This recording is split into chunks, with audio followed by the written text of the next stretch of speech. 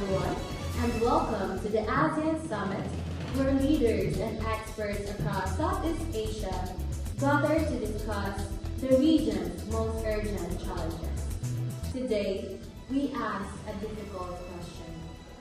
Should ASEAN prioritize poverty reduction or climate action?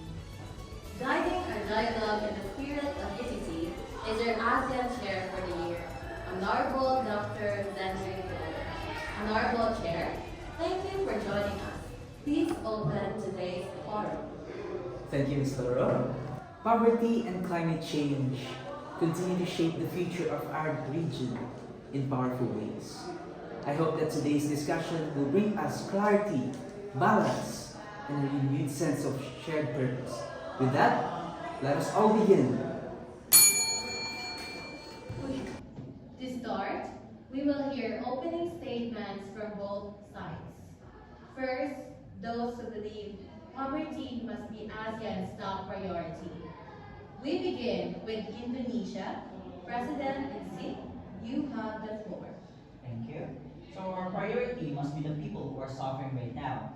Millions of families in Indonesia are lack in stable income, security, food, and basic services. We cannot talk about long-term climate problems. If people do not survive right now, there is no present. So that's why development must come first. Thank you. Now, the Philippines. Yes, climate disasters make inequality worse. But what really keeps people in poverty is the lack of support and help from the government and community. Families need strong safety nets, good health care, quality education, cash assistance, and decent jobs to survive and grow. Thank you.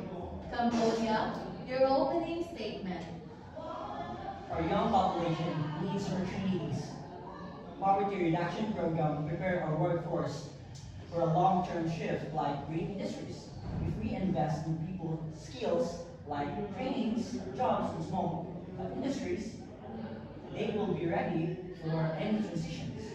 Investing in people helps to build a stronger and more adaptable community.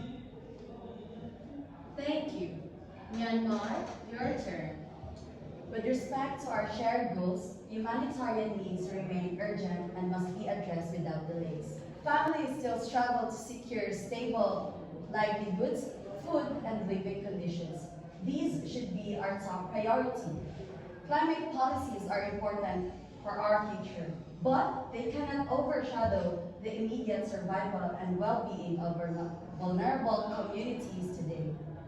And finally, Laos. We need to complete the basic development, energy access, roads, communications before implementing stricter climate policies. Development must not be delayed. Thank you to all speakers. Now, we transition to the pro-climate priority group. We begin with Vietnam. Prime Minister Benigno, the floor is yours. Climate change is destroying homes and farmlands in the Mekong Delta. Millions of farmers are losing income today, not tomorrow. If we do not act now, poverty will deepen across generations. Climate action is poverty protection. Thank you. Thailand, please proceed. As you can see, heat waves, droughts, floods are already approaching lives and forcing people into poverty. Climate change isn't a distant threat, it's happening now. It's hitting the vulnerable the hardest. If we are serious about ending poverty, we should be also serious about confronting climate crisis. Addressing climate change is addressing justice, equality, and the basic right to survive. The time to act is now. Thank you. Malaysia, your opening remarks. Green industries will drive ASEAN's future economy. Renewable energy, carbon trading, and eco-tourism can create thousands of jobs. Climate action supports long-term growth. Next, Singapore. Climate impacts do not respect borders. Without coordinated action, we all risk water shortages, food instability, and economic loss. Therefore, regional climate cooperation must be the priority. And finally, for 9. If we delay climate action, more people will fall into poverty because the poorest are the most affected by floods, heat, and other climate problems. Taking action now can protect communities and prevent bigger costs and hardships in the future. Fighting climate change must come first because it helps create a safer, more stable life for everyone. Thank you, distinguished colleagues. We are hearing two compelling perspectives today. One asserts that poverty is the pressing crisis of the present, and the other warns that climate change poses an existential threat to our future. Let us now examine how these priorities may collide and, more importantly, where they can converge. We now move to Vodcast exchanges. First, Indonesia and Vietnam. Thank you. People cannot eat climate targets. If families are hungry now, nothing else matters. But if we ignore climate change, the land that feeds those families will disappear. Without climate action, poverty will explode. Thank you. Next, the Philippines and Singapore. Investing in social programs is essential for a successful green transition. Since the shift of sustainable system is expensive, we must ensure that the vulnerable communities are safeguarded, supported, and economically stable. We cannot move toward a cleaner and greener future if many people are still struggling every day. Everyone should have the chance to recover from disasters, learn new skills, and find safe and stable work. A just transition means lifting up people, not leaving them behind. But those very special programs fail each time a disaster strikes. Take a look, for example, the recent typhoons in your countries. Massive flooding and destruction wiped out homes and local livelihood programs. This forced the government to redirect funds from the education and health to emergency relief. If you want real stability, you must address climate change now. Thank you. Cambodia and Malaysia. Our priority is clear. Jobs for our youth. We want to make sure that every young person can find work. Jobs help them support their families and build a better future. We provide training and support them to get good jobs. Our goal is to reduce poverty by giving young people real opportunities to work and grow. And green jobs are the jobs of the future. Investing in climate solutions creates opportunities for young workers. Next, Myanmar and Thailand. From our perspective, we must restore stability and reduce poverty before targeting climate goals. Families cannot adopt to long-term climate policies if their immediate needs such as food, livelihoods, and safe living conditions are not met. Ensuring basic security and access to essential services is the foundation for any sustainable transition. Only when communities are stable and supported can climate initiatives be effective and inclusive, leaving no one behind. While we understand Myanmar's focus on stability and poverty reduction, we must keep in mind that climate change is already threatening the very foundations of security and livelihoods.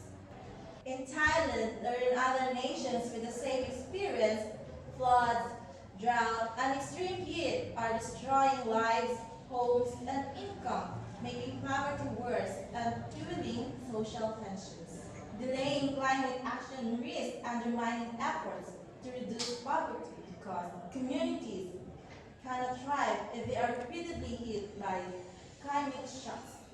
Addressing climate risk now through flood management, resilient agriculture, and early warning systems actually supports stability, protects livelihoods, and ensures that development are effective and lasting.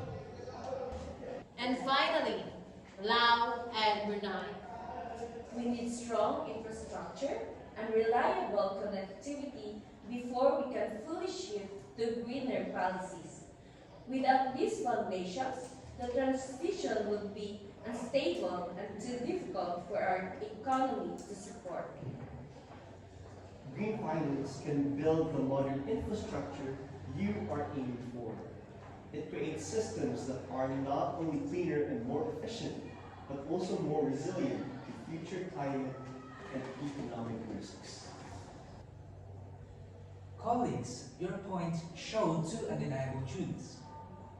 Poverty affects families today, and climate change threatens our collective future. But ASEAN does not choose between the extremes. We find balance. Let us move forward by exploring integrated solutions that addresses both priorities hand in hand.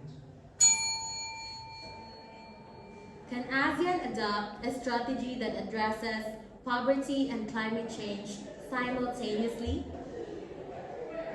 Yes, if climate programs create jobs in rural areas. And if poverty programs are climate resilient, they will survive future disasters.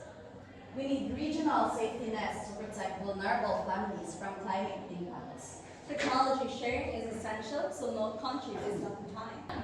Green finance supports both development and decarbonization. Yes, that's a great idea. Now, we are speaking the ASEAN language: cooperation, solidarity, and shared responsibility. Honorable Chair, please present the final consensus framework. Thank you, Ms. Laura. Distinguished colleagues, we have heard insightful perspectives highlighting two critical priorities: the urgent challenge of poverty and the long-term threat of climate change. After hearing your positions and engaging in constructive dialogue, we now arrive to a unified path forward.